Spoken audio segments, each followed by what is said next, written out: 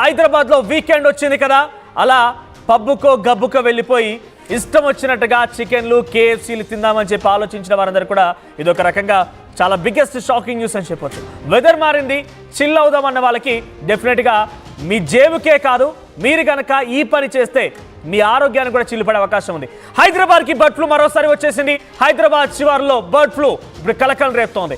Bird flu అనుమానంతో 10,000 కోళ్లని చంపారు అధికారులు. రంగారెడ్డి జిల్లా బాటసింగారంలో ఈ కోళ్లను చంపారు. అయితే గోనె సంచుల్లో కట్టి వాటిని పాతి పెట్టేశారు పశుసంవర్ధక శాఖ అధికారులు. పౌల్ట్రీ ఫార్మ్స్ నుంచి శాంపిల్స్ సేకరించారు అధికారులు. ఫామ్ పరిసర ప్రాంతాల్లో మొత్తం కూడా శానిటైజ్ చేస్తున్నారు. చూస్తున్నారు కదా, జేసీబీలతో గోత్ తీసి ఆ చికెన్ని, మీరు తినే ఆ చికెన్ని ఆ గోతులో పెట్టి పూడి చేస్తున్నారు. చిల్లు అవుదాంలే అనుకుంటే కనుక ఇక మీ ఆరోగ్యానికి చిల్లు పడ్డట్టే. తస్మాత్ జాగ్రత్త, బర్డ్ ఫ్లూ రానే వచ్చేసింది. ఇక కేఎఫ్సీ వెళ్దాము, పబ్బుకు వెళ్దాము, రెస్టారెంట్కి వెళ్ళి చాలా వేడివేడి చికెన్ తిందామనే ఆలోచన. ఇక్కడ ఎగ్స్ కూడా ఉన్నాయి, అక్కడ కొన్ని వందల కొద్ది ఎగ్స్, వందల కొద్ది చికెన్, 10,000 కోళ్ళు. అంటే అర్థం చేసుకోండి, 10,000 కోళ్ళని పూర్తిగా కూడా చంపేసి గోనె సంచుల్లో వేసేసి పూడ్ చేశారు. ఆ పరిసర ప్రాంతాలని మొత్తాన్ని కూడా శానిటైజ్ చేస్తున్నారు. ఒకసారి దృశ్యాలు చూడండి. ఫస్ట్ మీరు ఆ దృశ్యాలు చూస్తూనే మీకు ఏమైనా గుర్తొస్తుందా? ఎందుకంటున్నా ఈ మాట అంటే, కరోనా సందర్భంలో ఒక ఈ రకంగానే శానిటైజ్ చేసేవాళ్ళు, కానీ ఇక్కడ జేసీబీలు కనబడుతున్నాయి గోతులు తీయడానికి. అప్పుడు ఇష్టానుసారంగా ఎక్కడ పడితే అక్కడే శవాల దిబ్బలు కనిపించాయి. సో ఇక్కడ మీరు ఆ విజువల్ చూస్తుంటే 2 జేసీబీలు గోతులు తీసి అందులో ఆ కోళ్ళని పూడి చేస్తున్నారు. పీపీ కిట్లు వేసుకున్నారు. సో మీకు ఎటువంటి ప్రమాదం జరగకుండా ఉండాలంటే దయచేసి కొన్ని రోజుల పాటు ఇక్కడ ఇవన్నీ చూస్తున్నాం కాబట్టి కొంత చికెన్ తినడాన్ని ఆపేయండి. ఇక సండే వచ్చింది, రేపటి నుంచి వీకెండ్ స్టార్ట్ అవుతుంది. ఇందాక నేను చెప్పాను, పబ్బో గబ్బో అని వెళ్ళిపోయి ఈ రకంగా చికెన్ కనుక తిన్నారంటే ఇక మీ పని పుష్కాకి. ఇప్పటికే మనం చూసాం, ఒక చిన్నారి బర్డ్ ఫ్లూ బారిన పడిపోయి ఇప్పటికే మరణించినట్టుగా మనం ఒక వార్త కూడా చెప్పుకున్నాం. సో అటువంటి ప్రమాదం మీకు కూడా పొంచి ఉండకూడదంటే ఈ చికెన్ తినకపోయినంత మాత్రాన మన ప్రాణాలేం పోవు. ఒకరోజు చికెన్ని లేకుండా ఉన్నంత మాత్రాన హాయిగా కూరగాయల భోజనం తినండి, లేదంటే ఇంకేదైనా నాన్ వెజ్ ప్రిఫర్ చేసినా పర్వాలేదు. కానీ ఇక్కడ చాలా క్లియర్గా బర్డ్ ఫ్లూ అనేది విస్తరిస్తోంది.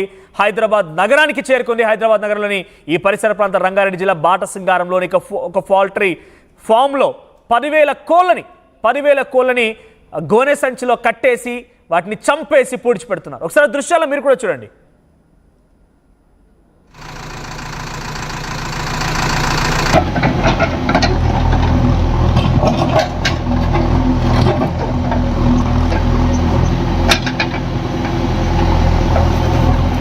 ముందుగా పౌల్ట్రీ ఫామ్ నుంచి ఎగ్స్ ని, కోళ్ళని, అన్నిటిని మొత్తాన్ని ఆ పౌల్ట్రీ ఫామ్ మొత్తం కూడా ఖాళీ అయిపోయింది. చూడండి, అక్కడ జేసీబీ బకెట్ లో అక్కడ చంపేసినటువంటి ఆ కోళ్ళని గోనె సంచిలో కట్టేసి అందులో వేస్తున్నారు పీపీఈ కిట్లు. అర్థం చేసుకోండి, మనం ఇటువంటి ఎప్పుడు వాడాం? చాలా భయంకరమైనటువంటి వ్యాధి ఒకటి మహమ్మారి వచ్చి ప్రజల్ని అతలాకుతలం చేసి ప్రపంచాన్ని వణికించిన సందర్భంలో ఇటువంటి కిట్స్ వాడితే మళ్ళీ ఇప్పుడు ఈ కిట్స్ ఉపయోగపడుతున్నాయంటే ఎంతటి ప్రమాదకరం ఒకసారి ఆలోచించండి. పీపీఈ కిట్స్ సహాయంతో శానిటైజ్ చేస్తున్నారు, ఆ కోళ్ళని కప్పేస్తున్నారంటే ఎంతటి ప్రమాదం ఆలోచించండి. ఇప్పటికే బర్డ్ ఫ్లూ బారిన పడిపోయి ఒక చిన్నారి మరణించింది. తెలుగు రాష్ట్రాల వార్త సంచలనంగా మారింది. సో ఈ ప్రమాదం మీకు పొంచి ఉండకూడదు, మీకు ఈ ప్రమాదం రాకూడదంటే కొన్ని రోజుల పాటుగా చికెన్ తినడం మానేయండి. మా ప్రతినిధి శిల్ప అందుబాటులో ఉన్నారు. శిల్ప, ఏం జరుగుతోంది ప్రెసెంట్ ఈ ఘటన పైన? అటు పశుసంవర్ధక శాఖ అధికారులు ఏం చెప్తున్నారు? తెలుగు రాష్ట్రాలన్నీ కొద్ది రోజుల క్రితం బర్డ్ ఫ్లూ అనే వ్యాధి కలకలం రేపింది. మధ్యలో కొన్ని రోజులు గ్యాప్ వచ్చింది. అందరూ కూడా బర్డ్ ఫ్లూ పూర్తిగా వెళ్ళిపోయిందని అనుకుంటున్నారు. అనుకున్న సమయంలోనే ఏపీలో 2 రోజుల క్రితము 2 ఏళ్ల చిన్నారి బర్డ్ ఫ్లూ వ్యాధికి మరణించారు. ఇది తొలి మరణంగా చెప్పుకోవచ్చు. ఎందుకంటే ఇప్పటి వరకు మనం కోళ్ళని మాత్రమే బర్డ్ ఫ్లూ ద్వారా చంపాం, కానీ ఫస్ట్ టైం మనుషులకు కూడా ఈ వ్యాధి సోకింది. సో ఇది సోకిందని అందరూ అనుకున్న సమయంలోనే మరోసారి ఇది హైదరాబాద్ కూడా వచ్చేసి, ముఖ్యంగా అబ్దుల్పురం పరిధిలో ఉన్నటువంటి ఒక పౌల్ట్రీ దాదాపు 60,000 పైగా కోళ్ళు అనేవి కూడా మృత్యువాత పడ్డాయి. వాటి నుంచి అటు పశు సంవర్ధక శాఖ అధికారులు శాంపిల్స్ కలెక్ట్ చేసి ఇటు ల్యాబ్ కు పంపించారు. ల్యాబ్ కు పంపించిన అనంతరం అక్కడ టెస్టులు చేశాక బర్డ్ ఫ్లూ అని నిర్ధారణ అయింది.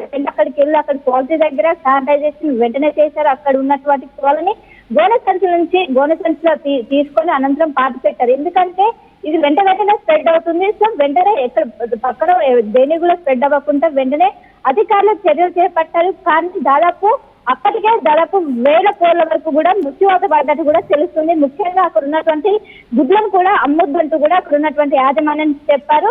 సో మొత్తం మీద బర్డ్ ఫ్లూ పోయిందని అని అందరూ అనుకున్న సమయంలోనే మరోసారి బర్డ్ ఫ్లూ రావడంతో అందరూ కూడా ఒక్కసారిగా షాక్ గురైన పరిస్థితి కనిపిస్తుంది.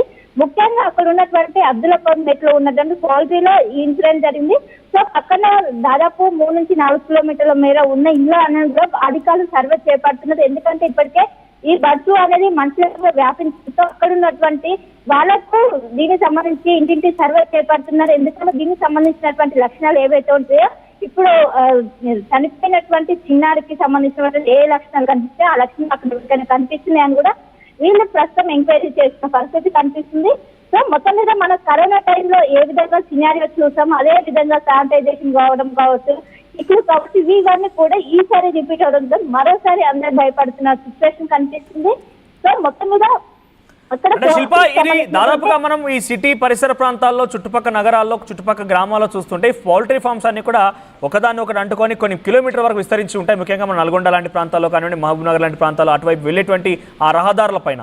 సో ఈ నేపథ్యంలో ఒకదానికి ఫామ్కి వచ్చిందని అంటే ఇది ఇంకా విస్తరించే అవకాశం ఉందా? విస్తరించకుండా అడ్డుకునే ప్రయత్నం కానీ, లేదంటే ఆ కోళ్ళకి మెడిసిన్స్ అంటే వాటిని కొంత కాపాడుకునే ప్రయత్నంలో మెడిసిన్స్ లాంటివి ఏదైనా జరుగుతున్నాయా?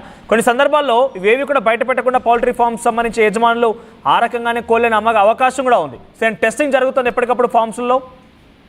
రైట్, బర్డ్ ఫ్లూ ఎప్పుడైతే అసలు నిర్ధారణ అయిందో వెంటనే అధికారులు అప్రమత్తమయ్యారు. ముఖ్యంగా పక్కన ఉన్నటువంటి ఎక్కడెక్కడైతే ఈ పౌల్ట్రీ ఫార్మ్స్ ఉన్నాయో వారినన్నింటిపైన కూడా వాళ్ళు ఒక కన్నేశారు. అక్కడ ప్రతి దగ్గరికి వెళ్ళి వాళ్ళు చెక్ చేస్తున్నారు. ఎందుకంటే ఇప్పుడు జనరల్ గా హైదరాబాద్ లో సీ మాసం సండే వచ్చిందంటే ఎక్కువగా నాన్ వెజ్ ప్రియులు మటన్, అదే విధంగా సీ ఫుడ్ తో పాటు ఎక్కువగా చికెన్ తీసుకుంటుంటారు.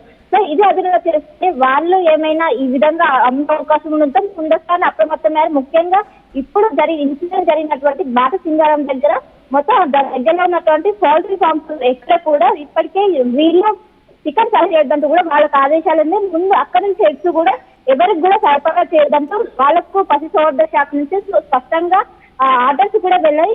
సో మొత్తం మీద ఇప్పటికే ఉన్నటువంటి పౌల్ట్రీ ఫార్మ్ సంబంధించి యజమానులు కూడా మొత్తం కూడా ఒక లిస్టు కూడా తయారు చేశారు. మొత్తం వీళ్ళు సబ్మిట్ చేస్తున్నారు. ఎందుకంటే అవి మనసులో కూడా సోకడంతో ముందస్తుగా జాగ్రత్తలు తీసుకున్నారని చెప్పుకోవచ్చు. ఇంకా చుట్టుపక్కల ఉన్నటువంటి ఇళ్లలో ఉండే వాళ్ళకు కూడా ప్రస్తుతం నుంచి సర్వే చేసి వాళ్ళకి ఏమైనా వ్యాధి వచ్చే అవకాశం ఉంటే మొత్తం మీద సర్వే చేసిన పరిస్థితి కనిపిస్తుంది. ఇది బర్డ్ ఫ్లూ అనేది స్ప్రెడ్ అవుతుంది, ఈజీగా స్ప్రెడ్ అవ్వకుండా ఇప్పటికే ఒకవైపు అక్కడ ఏదైతే ఇప్పుడు బర్డ్ ఫ్లూ వచ్చినటువంటి పౌల్ట్రీగా శానిటైజేషన్ చేశారో, సో చుట్టుపక్కల ఉన్నటువంటి అన్ని పౌల్ట్రీ దాదాపు 2 నుంచి 3 కిలోమీటర్ల మేర ఉన్న ఏదైతే పౌల్ట్రీ ఫార్మ్స్ ఉంటాయో అన్ని దగ్గర శానిటైజేషన్ చేస్తున్నారు. వాళ్ళు ఎవరు కూడా చికెన్ సప్లై చేయడం వాటినన్నింటినీ కూడా చేయొద్దంటూ కూడా వాళ్ళు ఒక ఆర్డర్స్ ఇచ్చిన పరిస్థితి